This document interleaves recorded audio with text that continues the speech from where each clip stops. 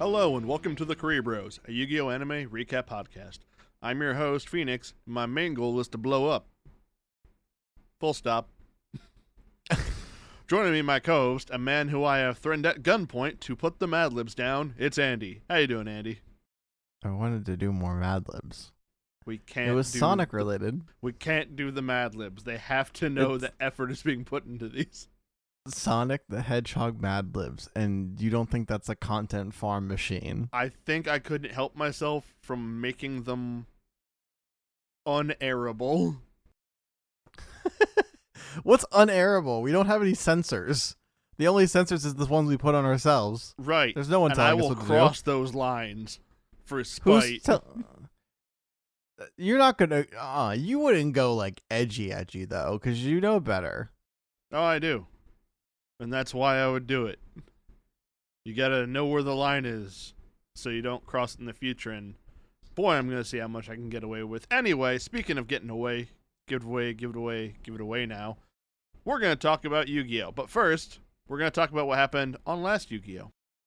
Which was Last time we covered the losers bracket, I guess we'll call it, of the Battle City Finals, wherein Joey and Kaiba dueled to see who get third and fourth place. Kaiba. How does it feel to be the bronze medal? Yeah, Kaiba won. There was some other stuff in the background. None of it really mattered. Who gives a shit? Even this kind of didn't really matter because you kind of already we kind of already were like, okay, yeah, Kaiba's third, Joey's fourth anyway. So it was just padding a few. How many was it? Like 3 episodes? I don't even remember. That's how kind of forgettable it was. It was like 3 episodes of just like them, which could have just been like Joey just saying, I have fun dueling and you don't. You take dueling way too seriously. And you know what? Even though you beat me, I still had fun. That's just all the whole episode was. Yeah, there were some little moments that were good, but overall it didn't need to happen. There's some more stuff with the normal parts of Marik still being in Taya and the evil parts and reaffirming the stakes and all that, which we don't need because we do that every episode, and we do it a lot in these episodes. Yeah, exactly, because I get it. It's a week by week episode basis, so they have to kind of, you're thinking about like, this is going to be airing on TV. It's not like streaming. It's going to be going week by week. So you have to kind of remind people of the stakes because after week by week, sometimes people would have forgotten. So it's like, I get it for the time, but now I'm just like, oh my God, just get on with it. And it like you said, it does have its cool moments. I think there's a lot of cool, like Joey kind of turning the tables moments on Kaiba, and I think really actually got it under Kaiba's skin, which I thought was pretty authentic for something that was filler. But overall, it could have been at least 1 or 2 like 1 episode, maybe an episode and a half. Yeah. Oh well, it kind of saves us because now we have 5 really good episodes that we just watched, which we are going to be covering today because we are going to be covering the final duel of Battle City, which is the duel between Yami versus Dark Marik, or Evil Marik, or whatever Marik you want to call him. It's the big one, Yug, is what I called it in our outline. We basically cover the whole duel, and it'll be really fun, and we've been kind of waiting for this moment since we started this in Season 2. Isn't that kind of right, Phoenix? Phoenix just looked at me and was just like, all right, let's get on with the show, which we will. So I'm going to start it off by covering episode 138, which covers chapters 206 to 208. We open on a confused Yami holding a Fiend Sanctuary magic card given to him by none other than Seto Kaiba. He's probably wondering why he misspelled Friends Sanctuary. Was I right? Friend Oh, he's like, wait, this is friendship. Or no, this is fiendship. Whoa. Either way, Kaiba tells him to use it wisely, and he has to figure out its own purpose on its own. Kaiba tells Yami if he wants to win this duel, he will use that card instead of relying on friendship, which pisses the squad off. Yami decides to place the card in the deck and place his trust in Kaiba. We get ready to start the final duel of the Battle City Finals. Marik is excited to finally destroy the Pharaoh, but Yami won't go down without a fight. Even though Yami has 2 Egyptian god cards at his disposal, they are not as easily summonable or summoned, whatever, as Ra can be, which puts Marik at a serious advantage. The duelists shuffle their decks, Marik acts creepy, and Kaiba denies the ancient Egyptian prophecy, so everything is pretty par for the course. After some back and forth about which duelist will win, the duel finally begins.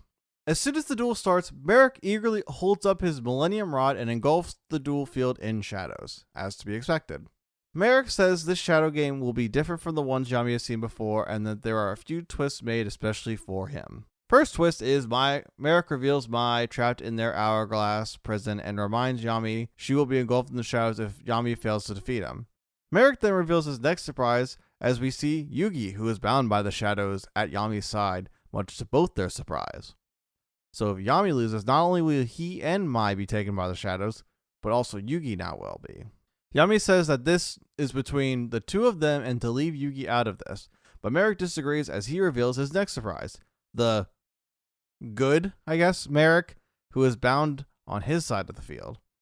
So now Yami is in a bind, as if he wins this duel, the good Marik will be taken instead, and he will still kind of have to deal with this evil Marik. That's kind of what they're insinuating here. Marik starts the duel and plays Vampiric Leech and attacks Yami directly, even though it's turn 1 and deals 500 points of damage. Suddenly, parts of Yugi gets engulfed in the shadows. Yami is shaken by these stakes, but Yugi tells him to push on as there is too much at stake. After a Yugi Bro pep talk and some heroic background music starts to swell, Yami gets his head back in the game. Marik finishes his turn by using the in real life effect of Vampiric Leech, because I'm pretty sure it's a real card, and this is what the actual effect is, to discard one card from his hand to turn the monster into defense mode after it makes its attack. But the anime effect also has it attack on the turn it's summoned. I guess turn 1, maybe? I don't know. I'm pretty sure this is an anime only. The whole card, or just Whole thing. So the card is in the manga, but it only has the effect of the discard to send it to defense mode. It doesn't have it doesn't write the effect, but I think Takahashi just forgot his own rules when he did that. I guess they had to kind of like do that in the anime and kind of make it work, so they gave him 2 effects instead, which is fine, I guess. It's not a real card anyway. Marik picks the Winged Dragon of Ra to discard, so now his 1-turn kill strategy is in motion. Marik ends with a face down and passes to Yami. Yami makes his draw and top decks the magic card Exchange, and then plays Queen's Knight in attack mode, and Marik sees right through his plan. Queen's Knight attacks Marik's Leech and destroys it. Lastly, Yami ends his turn with 2 face down cards. Marik draws and says he has drawn exactly what he needed, but starts his turn by playing Jura Ghetto and destroys Queen's Knight with it, dealing more damage to Yami's life points and Yugi's body. Marik plays 2 more face down cards and ends his turn. Yami draws and Marik reveals his trap card. It's a spell card in the manga, Left Arm Offering, which has him discard his entire hand to get 1 magic card from his deck, which is Monster Reborn. Marik believes he has the duel won, but Yami dampens his mood by revealing the magic card Exchange, so Yami will take Marik's card, much to Marik's displeasure, and Marik takes Diffusion. Marik isn't too bent out of shape though, as he internally reveals he has another way to summon Ra. Yami uses Monster Reborn to bring back Queen's Knight, then summons King's Knight to automatically special summon Jack's Knight. Marik sees Yami's play, and after encouragement to summon Slifer from Tristan, the dumbass, and Duke, Taya, the smart one, reminds us that Marik has 2 face-down cards waiting to be used, so Yami needs to tread lightly. Marik tries to goad Yami into attacking, as that would be advantageous to him, but Yami ends his turn. Tristan criticizes the move, but Tristan doesn't know how to duel monster, so his opinion is irrelevant. Joey and Taya, who are superior duelists, say Yami did the right thing, so win your own duel or shut the fuck up, Tristan. Marik takes his turn and places 1 more card face down and decides to help the Pharaoh and plays Card of Sanctity to draw until there's 6 cards in both their hands. Yami says Marik will regret helping him, but Marik seems eager to face Slifer.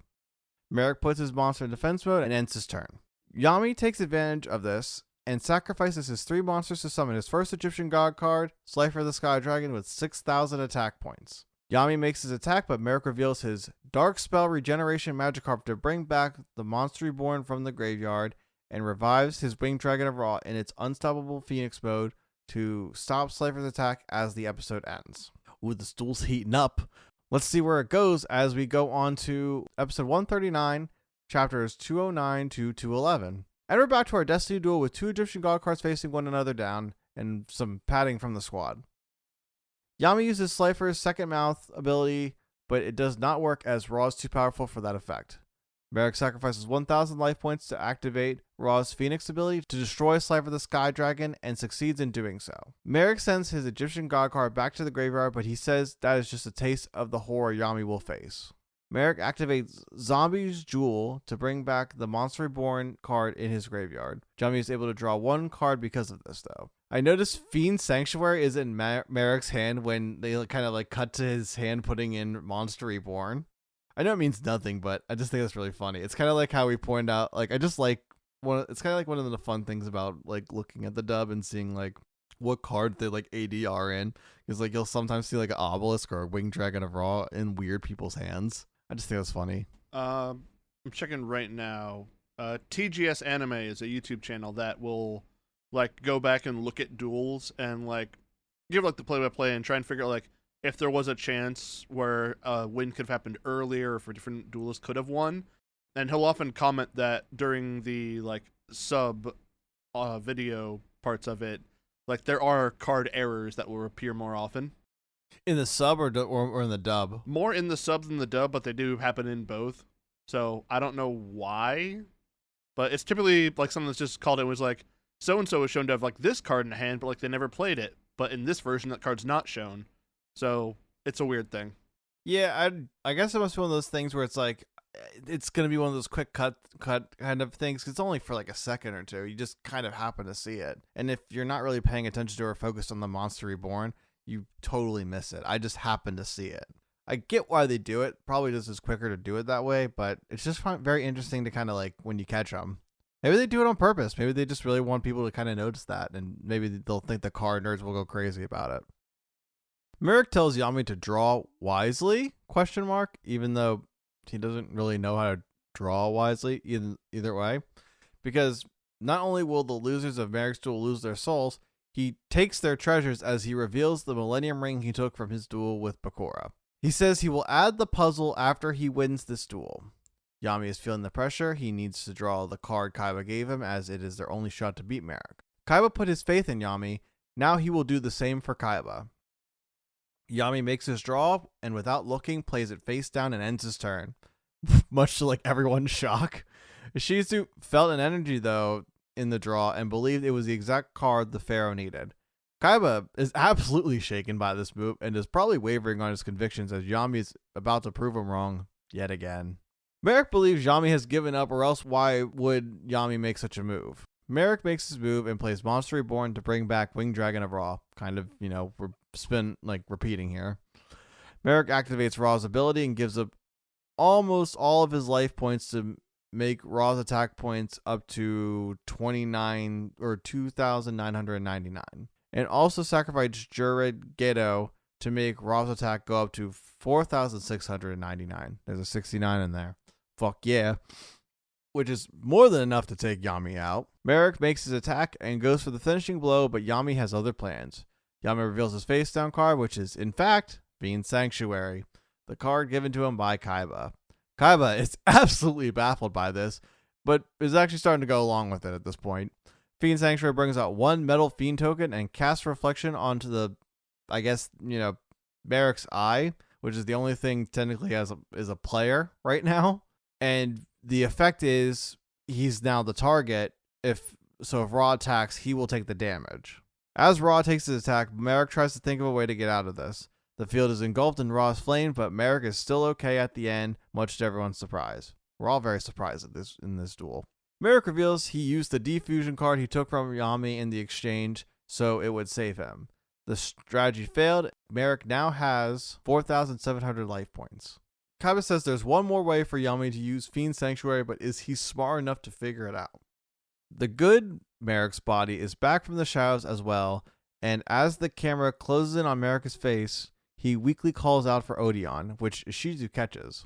Marik plays one card face down and ends his turn, presumably having another way to bring Ra back. Yami takes his turn and gives up 1,000 of his life points to keep Fiend Sanctuary on the field. Yami activates Multiply to multiply his Fiend tokens into 3 tokens so he can finally make use of his newest Egyptian god card in Obelisk the Tormentor. A shaken Marik stares down Obelisk as it makes its attack on the bastard. Marik declares he will not be destroyed as the episode ends, and he's getting clocked in the fucking face. I think this is a good part for like a edit where like the meme with the roundabout song is like right before the fist clash with Marik. It's like, boom, doo, doo, doo. Just sudden JoJo. Or cuts to Always Sunny thing. Marik gets decked. Marik has a bad day. Do, do, do, do, do, do, do, do, do, do, do. I mean, he does kind of have a bad day by the end of it. Spoilers. Yeah, but for Marik, a bad day is a good day because he's evil. He's doing bad shit. Yeah, this has been actually a very, very fun duel. It's even more fun than I remember, to be completely honest with you. It's very back and forth. I think there's a lot of good stuff going on. Yeah. I've been enjoying it so far. It's so cool. Just like Chris Pratt playing Mario. Mamma mia. Here we go again. My. Phoenix, get on with the show. All right. Episode 140, covering chapters 212 and 213. This episode opens up with Marik reeling from catching these hands and taking 4,000 damage to the dome, putting him down to 700 life points. The punches made Marik even more twisted, and we get some fisheye shots of him and the Pharaoh, which, weird. Yeah, really weird. The normal part of Marik reaches out through the Aether to Odeon, and we see his spirit appear in Odeon's room, where Odeon is still big sleepy. Normal Marik apologizes for how he had treated Odeon before and wishes for Odeon's recovery, and then just fades away. It takes a lot longer than it might just recap of it did there, because I don't think it was super necessary, but they'll be relevant later. It only takes about like 3 pages to do the whole thing, and it kind of is really to the point. Like, he's kind of like saying, I accept that I'm going to probably be going to the dark soon. I'm so sorry for everything I've done to you. I don't know where you are, but I wish I hope you, like, if it's life or death, like, whichever it is, you should head toward the light, and I hope you don't suffer anymore. And then he just goes away. I don't know. Didn't need to be as long as it was, but I guess it's fine. They have 3 episodes more to do. Yep. Back in the duel, Evil Marik activates his set card, Metal Reflect Slime, which makes a slime token that is a copy of Obelisk, but with a chrome finish. The slime is also 3/4 as tough as Obelisk is strong, so it only has 3,000 defense points. Pharaoh sets 1 card and passes. This card did not actually exist at the time when this episode did, but there is now a Metal Reflect Slime Trapped Monster card that just makes a Metal Reflect Slime with 3,000 defense. Isn't there a fusion? Yes. Like that in that newer. Yeah, these cards that we're going to see have been made real. But that's only been like the last 5 years, 10 years. Yeah, more recent. Yeah, about that.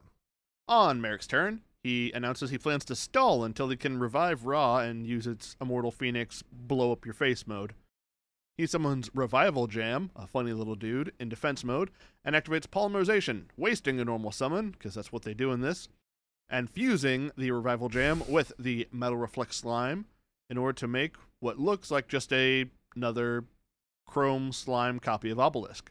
But this time it's got a Revival Jam. Henceforth to be referred to as the Egyptian God Slime. That's cute. Yeah, sure, Obelisk is a real charmer. He's handsome. If you're into guys with Rob Liefeld proportions. Ooh. Good dig. Good dig. Thanks. You may not notice this. You don't really see Obelisk's feet all that much. What are they trying to say? Maybe Rob Liefeld designed him. Maybe he said to him, he's like, you know what, you should draw a monster like this. And Takahashi was like, okay, yeah, sure. Yeah, sure, whatever, man. Who are you? Get out. What? You made who? Deadpool? That'll never be popular. Oofa. The Pharaoh summons Big Shield Gardna in defense and attacks the God Slime with Obelisk, but after being turned into putty, the slime reforms, revealing that the new monster has inherited the ability of Revival Gem to put itself back together. The Pharaoh ends his turn. On Marik's turn, he sets a card and summons Boganian in defense mode, which is just a creepy eyeball with a crossbow. With a crossbow. He's got a gun! He's staring at me. Boganian has the effect of dealing 300 damage to the opponent during that player's end step. Marik ends his turn, the Pharaoh draws a card, sets 1 card in his back row, then tributes Big Shield Gardna for Dark Magician Girl and has her attack the Boganian. Marik activates his set Jam Defender which lets the god slime protect Marik's other monsters with its own body. The Pharaoh takes 1,000 damage from the difference between Dark Magician Girl's attack points and the god slime's defense, and a further 300 damage at the end of the turn from Boganian, putting him down to 1,000 life points. Will he lose? I don't know. Could be. This show just aired, we'll so see. who knows? Yeah, this hasn't been aired forever. Normal Marik's soul manifests itself in Taya again and calls out to the Pharaoh, telling him he is ready to die and not to hold back. Normal things to hear. He loses. I am prepared to die. Also, Taya's in a better outfit than she is in the anime. Oh, she got the spirit shirt.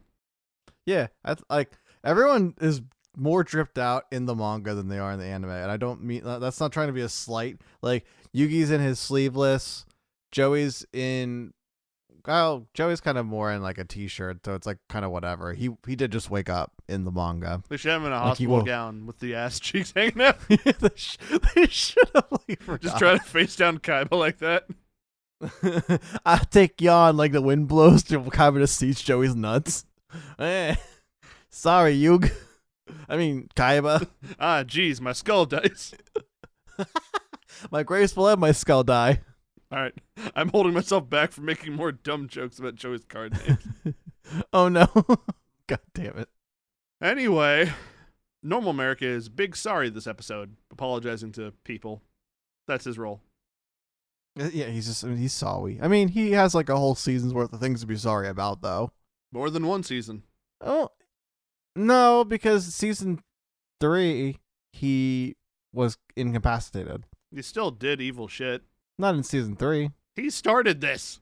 Yeah, that's what I'm saying. But then, that's what I'm saying, all of season 2. It's been going on for multiple seasons. Yeah, but like season 2, that was him. That was him in the wheel. Now season 3, it's crazy, sadistic, evil him. And he's been like bound by the shadows. Some antics. Evil Marik takes his turn, and his face gets even veinier when he sees he drew Magical Stone Excavation, which he activates. And it allows him to discard 2 cards in order to return Monster Reborn to his hand. Back on the blimp, Odeon wakes up like the Undertaker, and the episode ends. I will say one thing I really appreciate about these episodes are they do a very good job at kind of ending where the manga chapters end, and usually manga chapters end on cliffhangers, or like kind of like Odeon waking up and it's like, oh, what happens? I'll have to see next week. So I kind of just wanted to say I appreciate that as we move on to the next episode. In the next episode, episode 141, covering chapters 214 to 216, opens up with Marik setting 1 card and summoning Granadora in defense mode. Marik plans on using Granadora's effect to gain life points during his standby phase, which will give him the life points he needs to pay for Ra's effect to destroy Obelisk, since he currently only has 700. This is also why he doesn't just summon Ra immediately with Monster Reborn. The Peanut Gallery is confused as to why the Pharaoh is hesitating in the duel, and Marik and Taya reveals that all of the people on the sidelines cannot see the Shadow Game parts of the duel. So what they don't know is about how Little Yugi and Normal Marik have been taken by the shadows whenever damage is dealt to the people actually dueling. Normal Marik then chooses this time to leave Taya's body after this last bit of exposition. My work here is done, but you didn't do anything. Sailor Moon. Pharaoh's turn, and Yugi gives him the idea of destroying Ra while he is fused with the evil Marik as a possible way to destroy him. Pharaoh sets 2 cards, summons Gazelle in defense mode, and passes. But Boganian shoots him once again at the end of his turn. On Marik's turn, he gains those 1,000 life points from Granadora, then activates Monster Reborn, chants Ra into existence once again, and pays the 1,000 life points to incinerate Obelisk. But Pharaoh activates a set card of his own, Monster Reborn, which, not your turn, you can't do that. And we're going to break a lot of rules really quickly. He revives Slifer the Sky Dragon, which somehow prevents Obelisk from being incinerated. I don't know why. Yeah, I don't know. So a lot of the stuff that happens at this part is a little bit hokey from what the manga is. And I kind of went, like, threw my hands up in the air and just said, fuck it, it's all the same. You know, I throw my hands up in the air sometime. Saying, oh, gotta let go. That song's like 12 years old. Shut up. Stop it. Don't talk like that. Even though I kind of did the same thing to you last night. This isn't you. No, this exactly is you, to be honest. Yeah. But I was doing that, I think, last night to you, so I guess I owe Yeah, you some were payback. reminding me of how old different Souls games were. Don't like that. Hey, did you know that it's almost been a decade for Dark Souls 3? Anyway, speaking of things that happened decades ago, Mokuba and Kaiba note that Obelisk is fucking pissed after Slifer is returned to the graveyard. Ra also returns to the graveyard, but Marik isn't done yet, as he activates Surprise Attack from Beyond, which lets him resurrect Ra once again, and have another chance to destroy the Pharaoh. Odeon has stumbled his way off the blimp at this point and is heading into the arena. Or rather, towards the duel tower. He's just like, what the hell kind of hangover is this? Ra is brought back to the field in its sphere mode, and Marik chants it into its default mode, then pays all but one of his life points to fuse with Ra. Marik threatens to tribute all of his monsters to give Ra their power, but Pharaoh activates his set Soul Taker to attempt to tribute Marik's monster. Marik thinks he plans to tribute Ra, but Pharaoh actually chooses the Egyptian God Slime, and because the God Slime is a fusion monster, it counts as 2 tributes, which is what is needed to activate Obelisk's Soul Energy Max effect, which gives it infinite attack points when he attacks. I don't know how he's attacking, because it's still Marik's turn. I don't know. Marik does tribute the rest of his monsters and puts all the life points he can into Ra, giving it 4,899 attack points, which is less than infinity, but after the dust clears, Ra and Marik remain. Marik reveals he has activated his set Class System card, which negates Obelisk's attack if its level is not higher than Ra's. And unfortunately, we cannot even escape classism when we look back at early 2000s anime. Damn. We've never been able to escape classism. What are you talking about? Marik reminds us all that it's his turn and moves to attack as Odeon stumbles into the duel tower, having figured out how to work the elevator. It was like, hard time hitting the buttons. Just slumping against it and actually hits all the buttons on the floor the way up. He's like, oh no. He's like, oh no. Oh no. I gotta get to Master Marik. Oh, it's gonna take me forever. The Pharaoh activates Magical Dimensions when Marik attacks, which lets him tribute 2 monsters to summon a Spellcaster monster. And by tributing Obelisk, he evades Ra's attack aimed at it. Magical Dimensions tributes Gazelle and Obelisk, summoning the Dark Magician. The Pharaoh ain't done yet, though, as he activates his set Ragnarok, which has the effect of banishing all the monsters in his deck, hand, and graveyard to destroy all of Marik's monsters. Marik says some shit about his other self not having enough soul left to survive, even if he only has 1 life points, which makes the Pharaoh hesitate. But Odeon now finally gets up on the scene, calling out to Master Marik, gets the reaction of just a little bit of stirring from normal Marik and the parts from that are left in the shadows, and the episode ends. Hey, he's awake now. Hey, good for him. He was sleeping a lot. Oh, he big sleepy. They were both kind of asleep, in a way. Well, Yeah. I guess not really Marik. Yeah, he's thinking about other shit. He's, not full conscious. Yami doesn't use Ragnarok in the manga. Oh, no? No. Is there a different card he uses? No, he just, I guess we'll He kind just of go does on it. to it. He Well, just does that. He just is him. He's just Timothy. He just punches evil Marik and he just falls off the side of the duel tower. Yeah, sure, why not? It's like that one meme where it's like, I can still hear his voice in my head. He's like, this is a card, we should need a gun, Yugi. A card game won't solve this. Think we're gonna have to kill this guy, Yugi? Damn. Damn. That's actually, I love that meme. That's a good one. It's a good one. I like that it just is like a random, I get the whole thing is it's like Steven Universe and whatever, but I like that it's like fucking Godzilla and a fucking My Little Pony or something or some shit like that. Or fucking, there was one where it's Larry David's the one they're trying to convince, but I forget who the ones that were the ones trying to convince him to not be an asshole. I think we're going to have to kill this guy. Damn. Moving on to Killing This Guy, episode 142, covering chapters 216 and 218, or 216 to 218. There's a 17 in there. Somewhere. The episode opens with Odeon stumbling across the arena, still super fucked up from taking a lightning bolt to the dome. Evil American soats Odeon's tattoo, calling it ugly, and it's a reminder, it's a devotion of his, service to Marik and that he, wants to be family with them. So, rude. Yeah, a little rude, especially when it's on his face and he did that to himself. Yeah. A lot of blood on that. Oh, yeah. Odeon tries to call out to normal Marik to bring him back, but he gets Millennium whammied into the side of the arena a few times. Marik is not this violent in the manga, actually. Oh, He does not do this to Odeon. He kind of doesn't, just freaks out when Odeon starts pep talking. Odeon's words do get through, and normal Marik forces himself back into partial control of his body. And so, whenever Evil Marik has been, like, paying life points to merge with Raw, like, his real body's been disappearing and then joining out of the bead in Raw's head.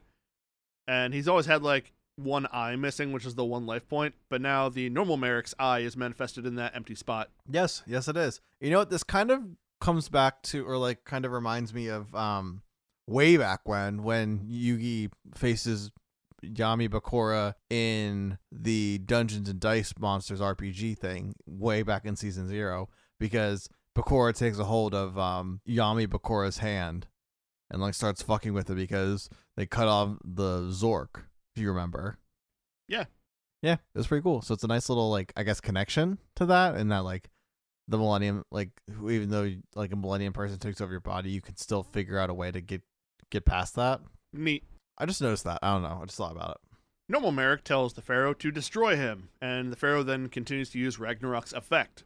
The spirits of all the monsters in Yugi's deck appear. Slifer coils around Ra, and Obelisk puts Ra in a half Nelson. Dark Magician and Dark Magician Girl make a spell circle above Ra, and the other god cards lift it and the Marik's fusion into it, where they'll obliterate it in a bright purple explosion. So what happens in the manga is Dark Magician and Dark Magician Girl just do black burning magic, kind of like the spell card. Yeah, sure. Like, I mean, the cover, it Yeah, looks just like That's literally the card. that's literally the card. So I assume that's what the inspiration is. I get the sentiment of this. I like the other one better because I like that all the monsters come together. I like Kuribros there, obviously. Gotta love our god. I like that he's like right next to him, like kind of leading the charge. I'm like, yes, our lore is valid because he's the one leading it. I believe it's all him. It's all Kuribro who did this, and I like that like they're all coming together to defeat this one evil. So I like the I guess the sentiment of that, the theme of that. But I get why they do this, because Dark Magician, like Yugi winning with his favorite card over like an Egyptian god card, and then the story, the most powerful one, like I think that's also pretty triumphant, but anime did it better. The Pharaoh and Yugi look across the field to see normal Marik is standing there with one life point. Marik tells the Pharaoh to attack, and we see that little freaky eye part of Evil Marik is where the Shadow Game had been holding the sacrifice of normal Marik before it. Marik waxes poetic a bit about atoning for his sins and striving to be better before placing his hand on his dual disc and surrendering, which erases his evil side to the shadows. I don't know why you told the Pharaoh to attack and then just gave up. Kinda made it a little bit of a less energetic finale there, really. Well, I guess like the sense was like he thought he was gonna die, and guess he wasn't. So he's like, well, I'll just do it. Whatever. I guess it is a little anticlimactic story wise, but Yeah, I feel like it's ending after we already had like the big end. I mean, it's a pretty cool page though. Yeah, it's nice. It's a nice little. And we can tell that America's back to normal because his hair is no longer gelled up. You know what though? I will say, I feel like Marik is only dripped out in the cape when his hair is spiked up, because like, I don't know, it just looks weird. Yeah. I don't know. I know this is an audio podcast, but I keep showing Phoenix just different panels and pictures. I'm sure you can see them too if you have the manga, or if you have a subscription, or you're a Monkey D. Luffy fan. Yahoy. But I'm not going to condone that. I'm not going to condone it. Anyway, we're not going to talk about this. We're going to talk about the damn show. No, we're not. We're going to talk about piracy and how I'm going to talk about this. Little Yugi's soul body reforms fully. Yugi is announced the winner of the Battle City tournament. High fives all around. Yay! Marik, Ishizu, and Odeon agree to change the way the Ishtars live. At some point, the word family is said, which gets a reaction out of Odeon, because that's all he's ever wanted. Kaiba grants Yugi the title of Duel King. Marik gives up Ra per the anti-rule of the tournament, and also says that the people who lost their shadow games will be freed, while the gang thinks of Mai, as do I. Evil Bakura appears to say, me too, because he's been chilling the puzzle this whole time. He's just like, finally, I'm coming back. I'm coming back with a vengeance. He's like, I'm coming back. He's like, I'm coming back with a vengeance. And I'm like, not for 2 more seasons, idiot. Oh, you stole my joke from me. Aw. I'm still gonna say it. Edit the part out. Get rid of it. Okay. No, leave it in. It's funnier this way. Marik also decides that now is a great time to take off his shirt and show the pharaoh the inscription that's been carved into his back. And also his pierced nipples. By acquiring all the god cards, the pharaoh has proved he is the one from 3,000 years ago, and now he knows where to go to unlock the rest of his memories. Surely that will be the next arc. Well, they kind of started off that way, if I remember correctly. And then they say, no. The anime just tells them, no. Yep. Marik ain't done handing out free shit because he hands over the Millennium Rod and the necklace. Still shirtless. So now Yugi only needs the balance, the eye, and the key? I think so, yeah. Because there's 7 and he has 4. That's math. Sure. You mean sure? That's math. That's the fact. Yeah, whatever you say, man. It's starting to sound like just a conspiracy theory. So yeah, 7 may add up. 4 plus 3 may add up to 7. It could add up to 8. Who knows? What's yeah, math? but you're not ready for that conversation, so. Yeah, you're not. You're still on round Earth, not flat Earth. I'm on Triangle Earth. I'm actually on Cube Earth. It's all a big pyramid, a pyramid scheme. That's the scheme, is they don't want you to know it. Whoa. Putting chemicals in the water. Frog's gay. Kaiba's tired of things not being about him, so he says he's gonna blow up the island in an hour, so get the fuck out. A little dramatic, don't you think? A little bit, but it's Kaiba. Kaiba and Mokuba go to a room below the tower and use the cards they wear on necklaces to activate the self-destruct sequence. Weird to just carry that around all the place. I thought the self-destruct sequence was already happening. No, they went in punched in some things, and Kaiba's like, all right, time to put in our key cards. And Mokuba just takes it off over his head, and Kaiba just rips the necklace band off to do his. He's weird. He's dramatic. Yeah. He's not done being dramatic, though, because we have an island to blow up. On the blimp, Joey goes to go see Mai, and Serenity tells him she still hasn't woken up. Joey thinks Mai has fucking died, but everyone else sees that Mai is pretending, and that she and Serenity are just fucking with Joey. A classic giggle. Gotcha. It's nice, though. It's nice that they're all having a giggle. You thought your friend was dead. I like that. Point and laugh. You upset to see Mai smiling and laughing? Never. Exactly. That's right. So we're going to enjoy this. We're going to enjoy Mai being alive. Because we ain't going to see her much. Seeing that Mai is fine, the gang go to try and find Bakura, and they locate him in the kitchen, just eating whatever he could find while sitting on the floor like some kind of goblin. They ask where he's been. He says he doesn't know. He just woke up in the bed with munchies a little bit ago. He in the manga, he's actually with Mai and Serenity, and he's in on the joke, the joke of Mai acting dead. So both that kind of double I think convinces Joey, because 2 people who surely don't give him the giggles or the gaggles or would ever prank him and be unserious with him would, I think, kind of make it a little more believable. Serenity has had a wild 3 days. Shit, she has, especially if you think about the stuff we don't talk about anymore. Yeah. What are we talking about? We're talking about the last 3 sentences maybe that are in my notes. The blimp crew reveal that Kaiba and Mokuba still aren't on board, and so they don't want the island to blow up with their, paycheck signers not there. And also, the engines still aren't fixed, so the blimp can't leave. This bitch is going to blow up in 45 anime minutes, and the episode ends. Well, if it's anime minutes, and Dragon Ball Z is any indicator of that, 5 minutes is 16 episodes, so I think they're good. We got 2 episodes left in the season. Yeah, but they could still be on the blimp dealing with it in 15 more seasons. They just might end it on a cliffhanger. It might be kind of 2 a lost episodes. Yeah, this is the end of it, or the end of Battle Cities, kind of. We'll do 1 more episode of this, but what'd you think of this? It was cool. Yeah, It was a neat little finale. I think comparing this to the Pegasus one, I think I probably like Pegasus a bit more. yeah. Yeah, I don't know. I think the Pegasus one had a bit less plates to spin at a time. What was how do you mean? The Pegasus one, it was the duel versus Pegasus, and like we already had like the stakes were set up at the beginning of the season, where like he took your grandpa, and he was also like beat Pegasus to save Grandpa and Mokuba and Kaiba. And I don't know, I feel like this one had like a lot more stuff about it, because this one was like there's the Marik stuff where it's like Marik wants to get revenge on the Pharaoh, and there's also we have to save the good Marik, and also here's Odion's in a coma, and also we have to save Mai and Bakura, and also everyone else is there, and it's like way more people are watching. It's just a lot more happening. I can see what you mean by that, but I guess that was an indicator that the stakes are higher than they were with Pegasus. I guess that's what the motivation for that is. I think it's fine. I don't know if thinking about it now, I don't know if I like the Pegasus one more or less. I kind of like both these duels just about the same. I think there's a good amount of stakes. I think there's a good amount of back and forth that's believable between the two.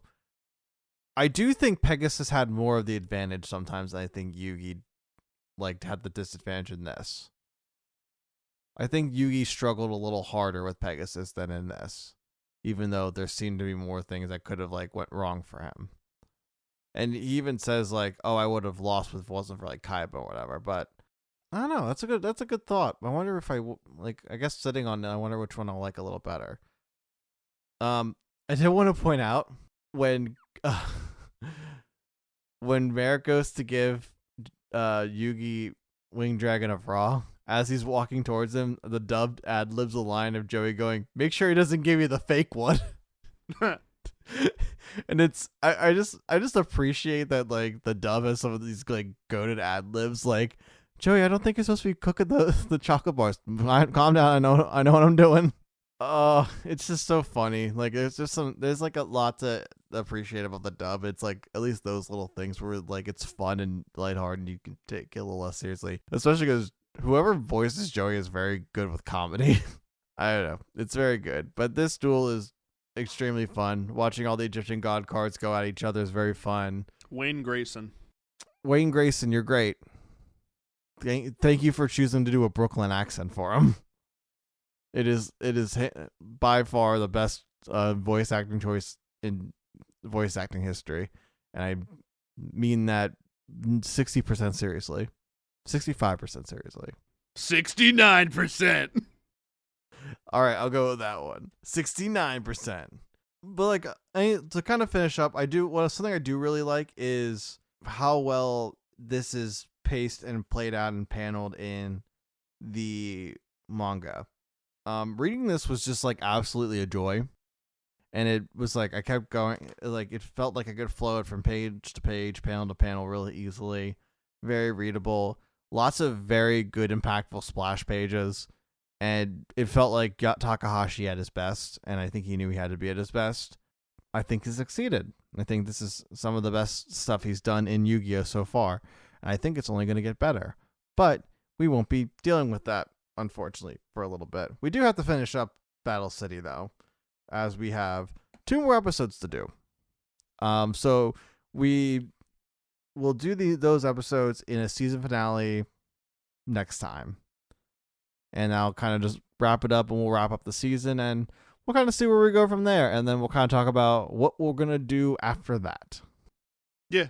Hopefully we already know one thing we're doing. We've mentioned before. We will be covering the movie Pyramid of Light. Yeah, and we'll probably be covering something else. We just don't know if we'll be covering that in another episode or next episode. Yeah, we're still working out the details behind the scenes. We're in meetings. We're talking to the board. We're talking to a literal board. There's a board in the room, and we're just talking to it. It's not like people. It's just a literal 2x4. Yeah, it's Plank from Ed, Edd n Eddy. We got him. This is what he's been doing. Yeah, he's had to work after Ed, Edd n Eddy. The royalty checks weren't coming in as much, even though he was the most popular character on the show for doing nothing, or actually kind of doing a lot. If you watch the show, yeah, he did some stuff. He definitely just hit parents. Ed killed those parents. They were dead. Can we do an Ed, Edd n Eddy recap podcast?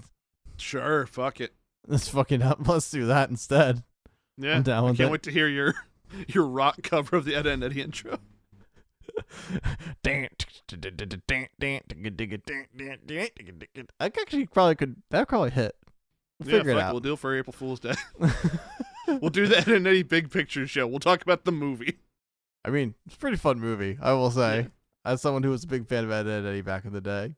I actually saw that movie like online before it like aired on TV. Like Oh, I it accidentally leaked? found it. You found the leak.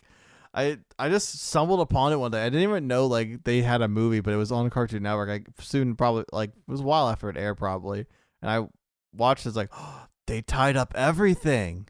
It's all done. Anyway, speaking of being done, Yeah. So anyway, overall, great duel. Good way to end the Battle City tournament. We got 2 more episodes. Do you have any other thoughts before we finish up the episode? the reason you feel pain more when it's cold is because your body's elasticity is strained by the cold, and so your skin is pulled taunter, and that's why you feel it more. We have a snowstorm coming tomorrow, even though this episode will probably come out closer to the warm months. Yeah. So that's probably why Phoenix is talking about this. Yeah, and also I scraped my arm earlier today when I was outside, and I was like, motherfucker! Yeah, it does hurt more. Yeah, I looked up the reasoning why, because I know I'd looked it up before, but I planned on dropping it in here at some point in the episode to be a little informative, because, you know, it's not all yucks and chuckles over here at the Kuribros. It's just a lot of chuckle fucks. Yeah, and sometimes I get abrasions. Hey, I mean, we're human. We all hurt. What? Inside or out. Mostly me inside. Sometimes you outside, apparently. Evidently, factually. You can find me on twitch.tv/PhoenixFars, youtube.com/PhoenixFars. I upload same day. I play games. Come by, watch old stuff. It's all there. I'm not your boss. Do what you want to do. Where can people find you on the internet? Find me on Instagram. You can find Kuribros on Instagram. You can find Kuribros on X, maybe Blue Sky, whatever social media will hopefully take over Twitter one day. You find us on YouTube. Find all our episodes on YouTube as they are put up. Trying to backlog those, kind of. We'll get there as we get there. And that's really it. So I'm going to sign off now. My name is Andy. I'm Phoenix. Giddy up, and let's get to the season 3 finale. When did he have time to put a bomb under this island?